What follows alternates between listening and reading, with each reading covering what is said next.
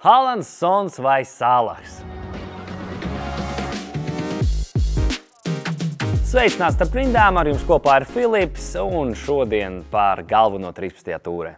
Protams, par interesantāko 12. tūrē, par aktuālākiem transferiem, par līgas uzvarētāju un, protams, Haalands, Sons vai Salahs.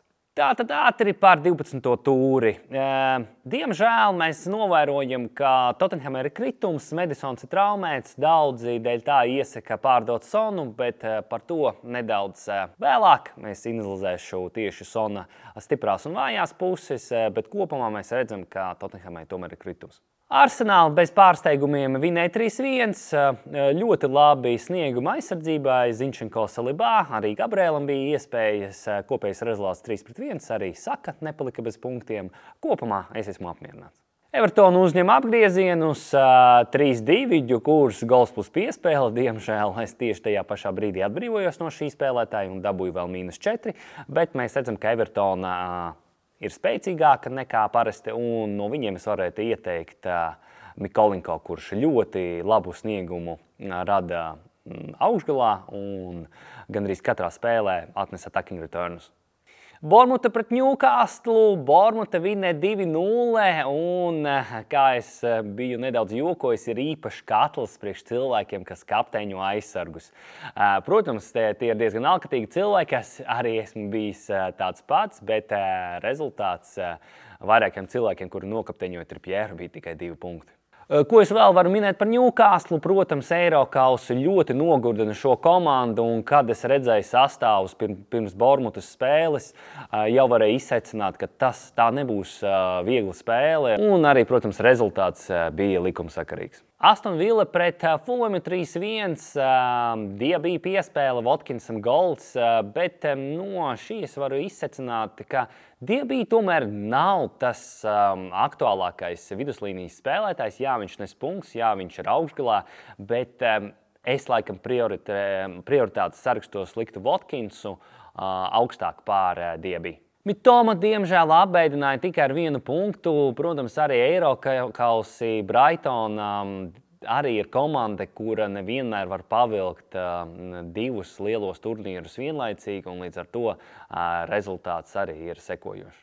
Liverpool pret Brentfordu diezgan pārredzami, 3-0, Salaham 2 goli, izcils kapteinis, arī prognozes piepildījās, bet nākamā spēlē Liverpoolai būs īpaša. Centrālā spēle, protams, bija neaizmirstama, par viņu ir grūti kaut ko stāstīt. Tā ir jāredz, 4-4 rezultatīva spēle, kā mēs prognozējām, jo iepriekš Liverpool pret Chelsea bija spēlējis ar minimālu rezultātu City labā, 1-0 pēdējās 5 spēles, un tagad ir beidzot breakdowns. Ir ļoti daudz video, kur to spēli analizē nedaudz sīkāk, kāpēc Alvarez gāja tuvāk uz Fodena flangu, kā Peps izvērtēja Kukurēlijas spēles un kā darbojās Doku uz kreisā flanga. Par to nedaudz vēlāk, šobrīd par aktuālākajiem transferiem uz 13. gameweeku. Tātad populārākie transferi būtu Bowens, Palmers, Salibā un Saka. Es domāju, ka ir vērts izteikties par Bowenu, ļoti stabils spēlētājs. Viņš nebija komandā, es viņam mazāk pievērsu uzmanības, jo man bija tāds uzskats, ka sezonas sākumā viņš bija nedaudz zaudējis formu, nedaudz uzņēmis svaru, bet tas viņam netraucēja darīt to, ko viņš dara, un tas ir sist gols. Palmers ļoti aktuāls spēlētājs, ir uz pendulēm, bieži vien piedalās uzbrukumos, arī pats iesit kādu golu, cena ir ļoti pieņemama un rotācija kopā ar Gordonu, manuprāt, ir ļoti laba izvēle, un Chelsea arī būs nedaudz labvēlīgāks kalendārs nekā iepriekš. Populārākie transfer out, Mitoma, Sons un Alvarez. Teiksim tā, es nerunāšu par spēlētājiem, kuri ir traumēti, kā Madisons, vai kuri ir disklicēti kā Romero. Mitoma tīri dēļ tā, ka viņš var nespēlēt visu spēles laiku, viņu De Zerbi izmanto Eirokausos, un bieži vien tas var beigties ar 1 punktu, bet tas spēlētājs joprojām ir aktuāls. Viņš ir līderis Brightons komandai, Un, ja jūs ticat mitumā, es nebūtu no viņa atbrīvojies. Sons, ļoti daudz diskusijas par Sonu, daudz raksta, vai tiešām ir jāatbrīvojas no Sona. Mana analīze ir diezgan īsa. Protams, kāpēc no Sona būtu jāatbrīvojas, ir Madisona trauma, kurš būs atpakaļ tikai janvārī. Madisons nerada to vietu, kas Sonam ir nepieciešams, nerada viņam attiecīgās piespēles. Un tagad spēlē arī Johnsons, kurš daļēji ieņem Sona vietu, un līdz ar to iespējas Sonam paliek mazākas, jo lielākā daļa pretinieka aizsardzības būs vērstas uz Sonu. Protams, daudzi spēlē zonas un retāk ar kādu individu spēlētāju, bet arvien vairāk un vairāk mačos mēs redzam individuālu sekšanu, un līdz ar to Sonam iespējams būs grūtības. Alvarez ir standarta Manchester City spēlētājs, un tīri dēļ šī fakta es nebūtu no viņa atbrīvojies. Tātad Haalands, Sons vai Salahs. Haalands spēlē pret Salahu un ātri iziešu lietām, kas būtu par Haalandu un kas būtu par Salahu. Mēs zinām, ka Haalandam īpaši labi neklājās pret Liverpoolu, jo mēs redzam, cik individuāli pret viņu spēlē Van Dijks vai Matips.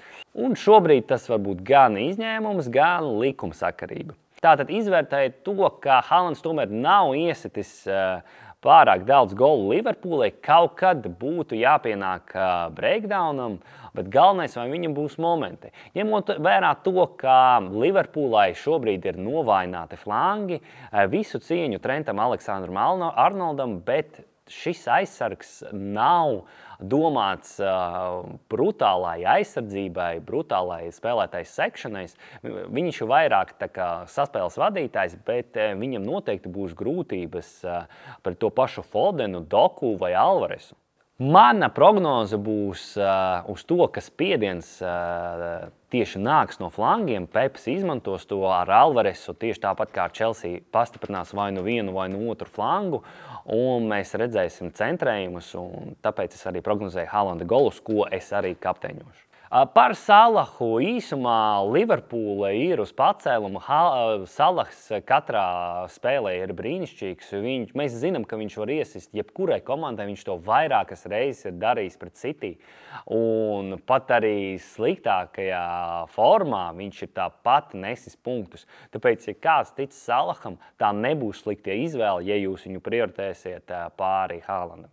Tātad par Sonu. Kā es iepriekš minēju, Tottenhamā ir problēmas, ir spēlētāji, kuri aizņem Sona vietu, viņam ar to mazāk variācijas, kur izvērsties, un līdz ar to arī mazāk iespējas.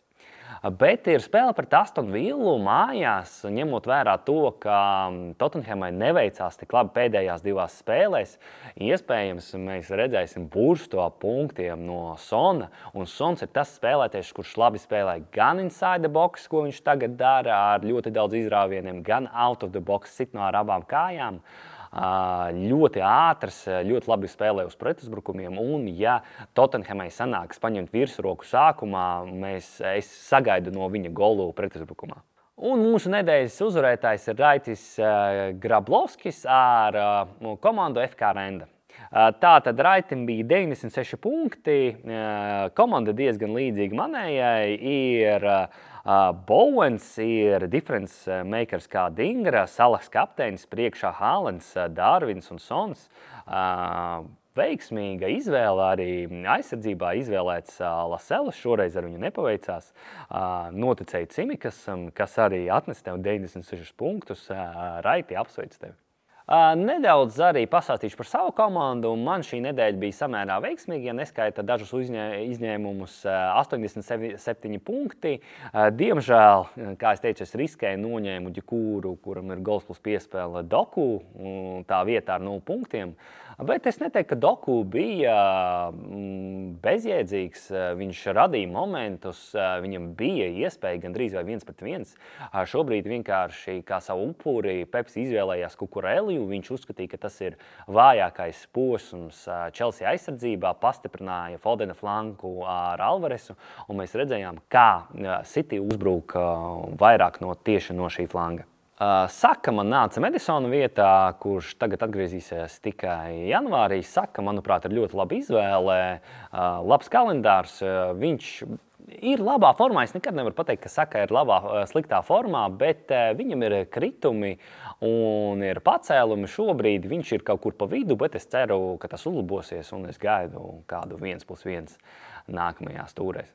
Šobrīd es visdrīzāk neveikšu nekādas mājas, bet, protams, atceramies, ir International Break. Es iesaku paskatīties pēc iespējas vairāk spēles, izdarīt arī secinājumus par cilvēkiem, kas spēlē Latīnamerikā, kā Darvins Nuņes, iespējams, kad viņi atgriezīsies, Klops vai citi treneri dos viņiem atpūsties, un tāpēc neliekam lielas likmes tieši uz šiem spēlētājiem, kuriem internacionālais breiks ir aiz okeāna. Un turpmāk visdrīzāk spēlētājs, ko es mainīšu, tas būs Diabijs un Bēmo tajā nedēļā, kad Brentfords spēlēs pret Lutonu.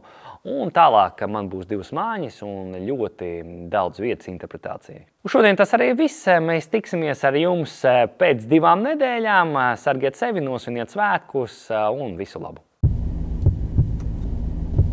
Vai tu zini to sajūtu? To adrenalīnu pirms starta? Spriedzi pirms pēdējiem metriem? Satraukumu pirms pēdējā metiena? Klusumu pirms pēdējā sitiena? Un uzvaru. To jūt tikai drosmīgie.